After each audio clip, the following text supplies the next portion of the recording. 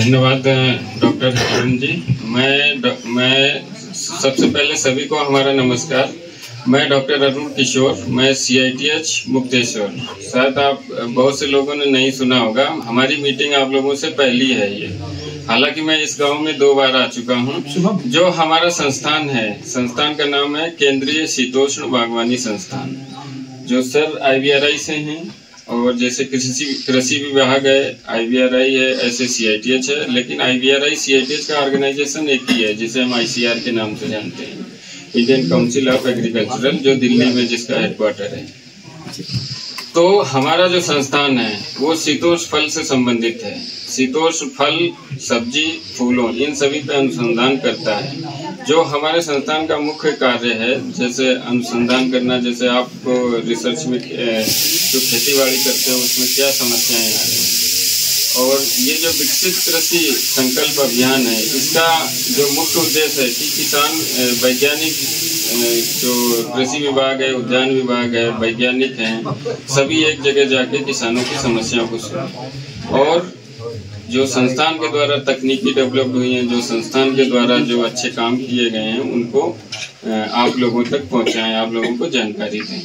तो जैसा कि हमने बताया, हमारा संस्थान शीतोष्ण फलों पे अनुसंधान या शीतोष्ण उद्यान, हॉर्टिकल्चर, टेम्परेट हॉर्टिकल्चर पे काम करता है। तो इसमें मुख्यतः जैसे शीतोष्ण फलों की बात करें, सेब है, आड़ू है, खुमानी है, प्लम है, और ये कीवी फ्रूट है, नट में अगर जाए तो अखरोट है। तो ये सभी फल आते हैं। सब्जियां आप लोग उगाते ही हैं। जो सब्जियां प्लेन में होती हैं वही अक्सर यहीं होती है। थोड़ा मौसम यहाँ ठंडा होने की वजह साल में 2 बार तक सब्जियां हो जाती हैं।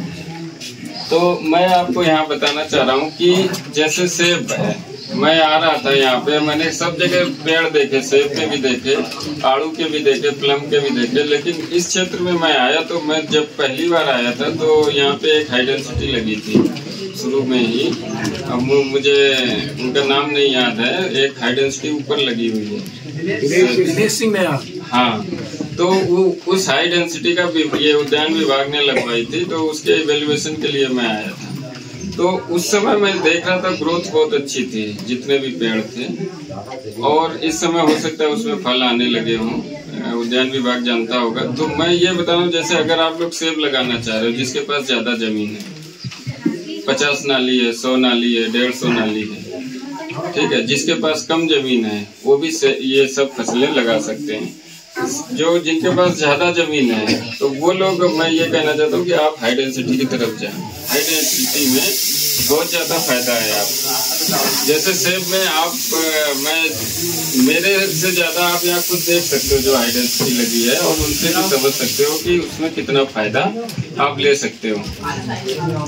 हाई डेंसिटी में क्या करना है कि उसमें क्या कम जगह में ज्यादा से ज्यादा पेड़ लगते हैं।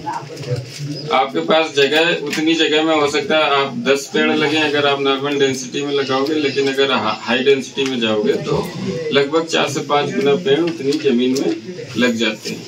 तो जिसका मुख्य उद्देश्य होता है कि कम जगह में अधिक से अधिक पैदावार के साथ साथ हायर, अधिक से अधिक आपको इनकम मिलेगी। तो सेब अगर आप यहाँ पे लगाते हैं, तो सेब में जैसे नई प्रजातियां हैं, प्रजातियों की जानकारी बहुत जरूरी होना है, आवश्यक है। सेब में जैसे ये थोड़ा गर्म इलाका है, तो गाला सीरीज की आप वैरायटी लगाएं। गाला में जैसे गाला सिंको रेड है, गाला मेमा है, डार्क वेरन गाला है, ये बहुत अच्छी यहाँ पे परफॉर्मेंस अच्छी आएगी। डेलिशियस में अगर आप लगाना चाहते हैं तो किंग रॉट है, और स्कारलेट स्पर है। ये भेड़ा पानी का इलाका जो है आपका, भेड़ा पानी में आप जाएंगे, एक ये थोड़ा आगे जाएंगे 4-5 किलोमीटर, ये खुजेटी का इलाका है। बहुत सारी हाई डेंसिटी उद्यान विभाग के द्वारा लगाई हुई है, और वो लोग बहुत अच्छा पैसा कमा रहे हैं सेब से।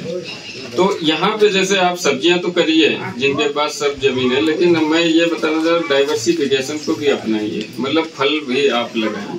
फलों में सबसे ज्यादा आप प्लम को चॉइस करें। प्लम है, सेब है, और ये खुमानी है, ठीक है। इसमें आपको अक्सर आपको बहुत फायदा होगा। उसके साथ साथ अगर यहाँ पे अखरोट भी आपका बहुत अच्छा होगा, तो अखरोट में भी अगर आप जाएंगे तो वो भी आपके लिए बहुत ही फायदेमंद है। दूसरा फिर कीवी फल भी ये बेल वाली फसल है, इसमें नर मादा अलग अलग होता है। अगर मादा के साथ नर नहीं लगाओगे तो इसमें फल नहीं आएगा। और एक इसमें सहारा देने की वो आपको सपोर्ट सिस्टम चाहिए होता है, जिसे टी बार कहते हैं।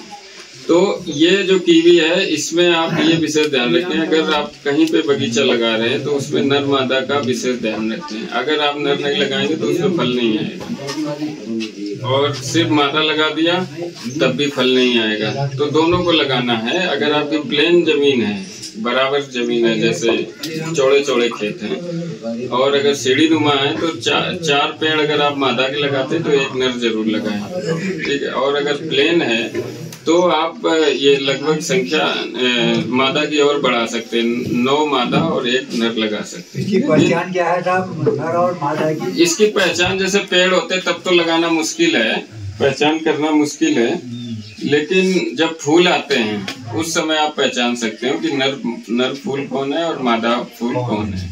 और दूसरा, अगर आपका फल आ रहे हैं तो जिसमें फल आएंगे तो वो मादा होगा आपका, जिसमें नहीं आएंगे वो नर होगा। शुरू में इसको पहचानना मुश्किल है, तो वही मैं बता रहा था कि जब आप पेड़ लेने जाते हैं तो जो भी पेड़ देता है तो वो नर की पहचान, नर वाले पेड़ अलग देता है, मादा वाले अलग देता है। तो वो आपको ध्यान रखना। कभी कभी आप घर में आके उसको मिला देते हैं तो वो पता ही नहीं चलता कौन नर है कौन मादा है, या कभी कभी नर आपने लगाया वो मर जाता है, मादा वाले चल जाते हैं, तो उसमें भी आगे चल के दिक्कत आती है जब फूल आते हैं। तो ये 3-4 साल में फल देने लगता है कीवी फल। और एक इसकी और खासियत है कि जैसे अभी हमारे इलाके में जहाँ पे हमारा संस्थान है वहाँ पे इसको अभी जानवर नहीं खाते हैं, ठीक है, लेकिन कहीं कहीं लोग किसान कह रहे थे कि इसको भी जानवर खाते हैं, लेकिन अभी हमारे क्षेत्र में जानवर कीवी फल को नहीं खाता, ना पेड़ को खाता है ना फल को खाता है। तो अगर जंगली जानवरों की समस्या है तो आप उस पॉइंट ऑफ व्यू से कीवी फल को अपना सकते हैं, क्योंकि कीवी फल यहाँ पे बहुत अच्छा होगा। दूसरा जो हमने बताया प्लम को भी आप लगा सकते हैं, प्लम का भी स्कोप बहुत अच्छा है।